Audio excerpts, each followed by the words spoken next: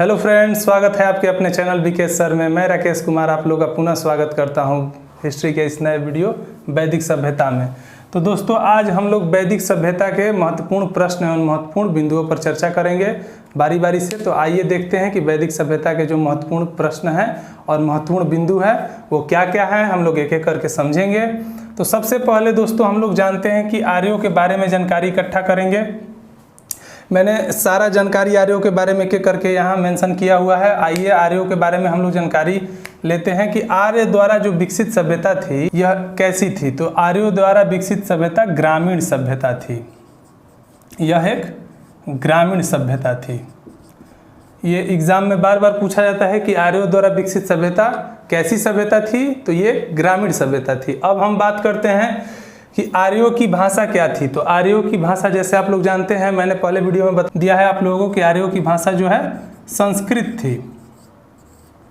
अब हम लोग नेक्स्ट टॉपिक पे बात करते हैं कि आर्यों का जो मुख्य पेय पदार्थ है वो क्या है। तो आर्यों का मुख्य पेय पदार्थ था सोमरस। सोमरस था। अब अगले पॉइंट पे हम लोग चलते हैं। आर्यों का मुख्य व्यवसाय क्या था। तो आर्यों का मुख्य व्यवसाय था कृषि एवं पशुपालन। पशुपालन। अब अगला पॉइंट क्या है दोस्तों। तो आर्यों का प्रिय पशु कौन था। तो आप लोग जानते हैं कि आर्यों का प्रिय पशु जो था वो घोड़ा था। अब हम लोग नेक्स्ट टॉपिक पे बात करेंगे कि आर्यों द्वारा खोजी गई धातु कौन सी थी। तो आर्यों द्वारा खोजी गई धातु लोहा थी। अब अगला पॉइंट है दोस्तों कि आर्यों के सर्वाधिक प्रिय देवता कौन थे। तो दोस्तों, आप लोग जानते हैं कि आर्य का सर्वाधिक प्रिय देवता इंद्र थे। अब अगला पॉइंट क्या है। तो आर्यों का समाज कैसा था। तो दोस्तों, आप लोग ये जानते होंगे कि आर्यों का जो समाज था वो पितृ प्रधान था। तो ये था पितृ प्रधान। अब हम लोग नेक्स्ट टॉपिक का बात करते हैं कि आर्य शब्द जो है किसको इंगित करता है। तो ये भाषा समूह को इंगित करता है दोस्तों। ये भाषा समूह को इंगित करता है। अब हम बात करते हैं कि आर्य के जो प्रशासनिक इकाई हैं उनको मैंने यहाँ पे आरोही क्रम में सजाया हुआ है। आप लोग ध्यान से इसको समझिएगा कि आर्यों का प्रशासनिक इकाई था वो था कुल था, तब ग्राम था, तब वंश और उसके बाद जन और फिर ये राष्ट्र था। ये दोस्तों ध्यान दीजिएगा, ये आरोही क्रम में है। अब यहाँ एक इम्पोर्टेंट चीज़ है आप लोग को मैं बताना चाहता हूँ कि जो बार बार प्रतियोगी परीक्षाओं में पूछा जाता है कि ग्राम का मुखिया क्या कहलाते थे, वंश का प्रधान क्या कहलाते थे, जन के शासक को क्या कहा जाता था, एवं पूरप क्या है, अस्पष्ट क्या है और वाजपति किन्हें कहा जाता था और उग्र किन्हें कहा जाता था। ये आप लोग ध्यान से समझिए क्योंकि ये बहुत इंपॉर्टेंट है, बार बार प्रतियोगी परीक्षाओं में पूछा जाता है। तो दोस्तों, जैसे कि ग्राम का मुखिया को ग्रामीणी कहा जाता था, ग्रामीणी कहा जाता था, एवं वंश का प्रधान को क्या कहा जाता था। तो वंश के प्रधान को वंशपति कहा जाता था, वंशपति कहा जाता था। एवं जन के शासक को क्या कहा जाता था। राजन यानी राजा, राजन कहा जाता था, जिन्हें हम लोग राजा भी कह सकते हैं। अब बात करते हैं कि पूरब कौन थे या पूरब किन्हें कहा जाता था। तो दोस्तों, जैसे कि आप लोग जानते हैं कि पूरब जो है दुर्गपति को कहा जाता था, यानी दुर्गपति उन्हें कहा जाता था कि जो छोटे छोटे किला हुआ करते थे उनका जो संरक्षण करते थे उन्हें दुर्गपति कहा जाता, यानी पूरब कहा जाता था। अब अस्पष्ट की बात करते हैं हम लोग। तो अस्पष्ट जो था ये जनता की गतिविधियों को देखने वाला एक गुप्तचर संस्था था जिसको वैदिक सभ्यता में अस्पष्ट कहा गया। और वाजपति किन्हें कहा गया दोस्तों। तो वाजपति उन्हें कहा गया जो गोचर भूमि की अधिकारी होते थे, उन्हें वाजपति कहा गया है। एवं उग्र किन्हें कहा गया। तो अपराधी को पकड़ने का जो कार्य करते थे उन्हें उग्र कहा गया है। अब एक छोटा सा नोट है दोस्तों, यहाँ ध्यान दीजिएगा। अब हम लोग बात करते हैं कि वैदिक सभ्यता की जानकारी जो है हमें दो भागों में मिलती है। एक तो है पूर्व वैदिक काल, दूसरा है उत्तर वैदिक काल।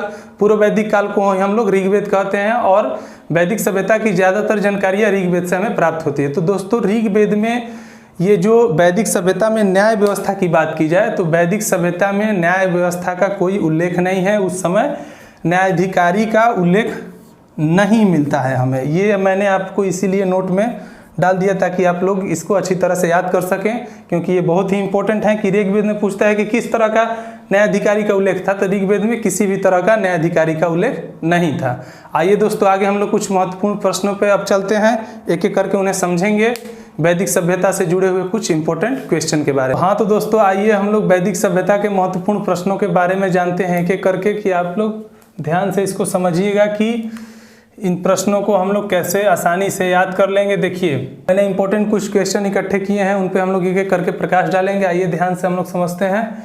सबसे पहला प्रश्न ये है कि गायत्री मंत्र का उल्लेख किस वेद में है। तो दोस्तों जैसे कि आप लोग जानते हैं कि गायत्री मंत्र का जो उल्लेख है वो ऋग वेद में है। एक एक करके दोस्तों हम लोग नॉन स्टॉप प्रश्नों का सॉल्यूशन करेंगे, यहाँ उत्तर देंगे फटाफट। देखिए गायत्री मंत्र का उल्लेख ऋग्वेद के किस मंडल में है। तो जैसे कि आप लोग जानते हैं कि गायत्री मंत्र का उल्लेख ऋग्वेद के 3रे मंडल में है। अब आइए दोस्तों हम लोग बात करते हैं कि ऋग्वेद में सबसे नदी जो है किसे कहा गया है, तो सरस्वती को कहा गया है। फटाफट कर एक एक करके हम लोग प्रश्न का उत्तर देंगे। अब देखिए दोस्तों जैसे ये चौथा प्रश्न क्या कह रहा है हमसे कि सबसे नया वेद कौन सा है। तो जैसे कि आप लोग को अगर याद होगा, मैंने पिछले वीडियो में आप लोग को बताया था कि जो सबसे बाद का वेद है उसको हम लोग अथर्ववेद के नाम से जानते हैं। तो वही प्रश्न यहाँ पे आया है, आप लोग ध्यान से समझिएगा। उसी को थोड़ा सा आपको कंफ्यूज करने के लिए नया शब्द का इस्तेमाल किया गया कि सबसे नया वेद कौन सा है, तो अथर्ववेद है। जैसे कि आप लोग पढ़ चुके हैं इसके बारे में, अथर्ववेद है। अब बात करते हैं हम लोग दोस्तों प्रश्न संख्या 5 का। तो ये कह रहा है कि वैदिक सभ्यता में राजा जनता से जो कर वसूल करता था उसे क्या कहते थे। बलि कहते हैं, उसे हम लोग बलि कहते हैं। अब बात करते हैं प्रश्न संख्या 6 की। तो इसमें कह रहा है कि उपनिषद को अन्य किस नाम से जाना जाता है। तो उपनिषद को अन्य किस नाम से जाना जाता है दोस्तों, तो आप लोग जानते हैं वेदांत के नाम से जाना जाता है। अब आते हैं हम लोग अगले प्रश्न पे। अगला प्रश्न हमसे पूछ रहा है कि वेदांगों की संख्या जो है वो कितनी होती है। तो वेदांगों की संख्या दोस्तों आप लोग जानते हैं 6 होती है। अब बात करते हैं प्रश्न संख्या 8 का। हमसे ये कह रहा है कि व्याकरण की सर्वप्रथम रचित पुस्तक कौन सी है। तो ये दोस्तों है अष्टाध्यायी।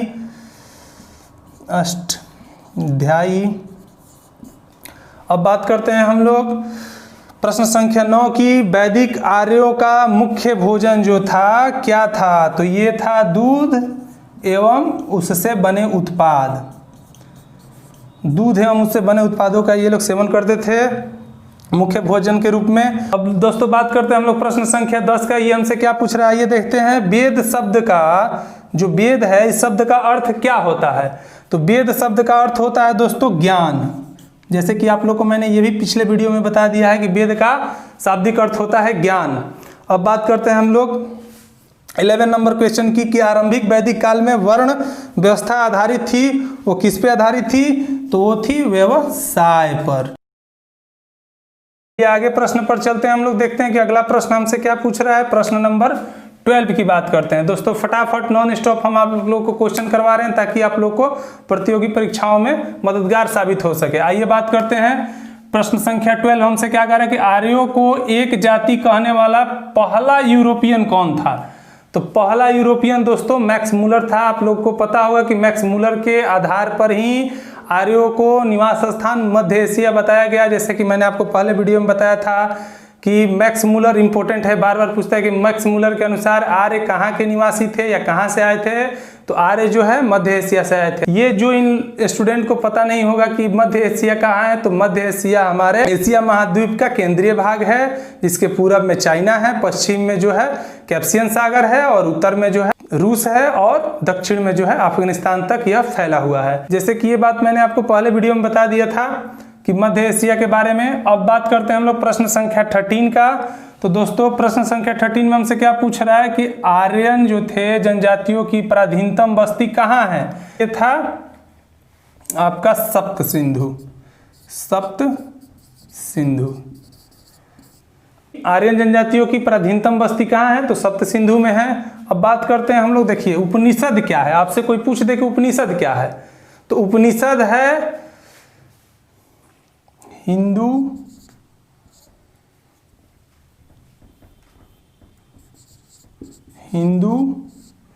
दर्शन के स्रोत।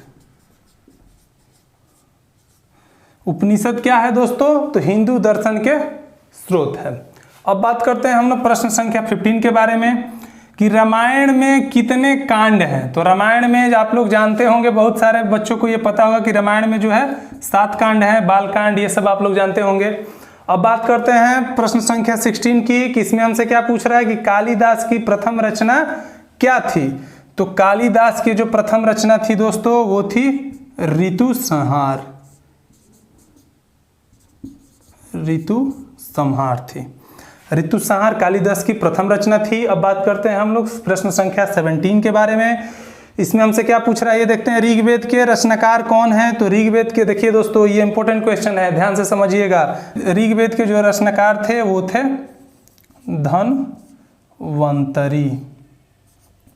धन्वंतरी थे।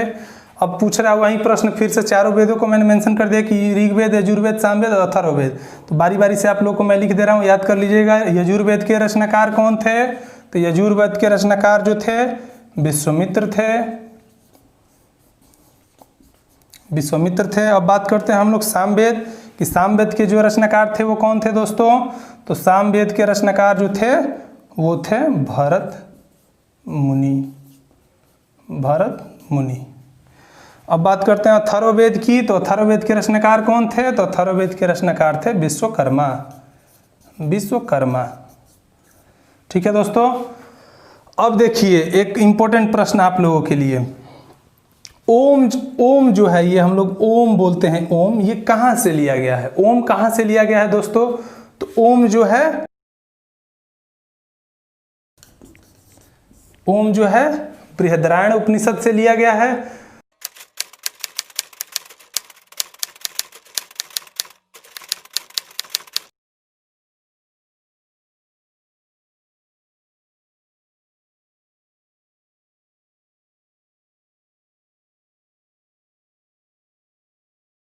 तो आई होप आप लोग दोस्तों अच्छे से प्रश्नों को समझे होंगे, याद कर लीजिएगा, ये आपके प्रतियोगी परीक्षाओं में बहुत ही महत्वपूर्ण साबित होगा। अब दोस्तों हम लोग अगले चैप्टर में फिर मिलते हैं आप लोग के साथ। अगर वीडियो आप लोग को अच्छा लगा हो तो लाइक करिएगा, कमेंट करिएगा और दोस्तों के साथ शेयर करना ना भूलिएगा। बहुत बहुत धन्यवाद।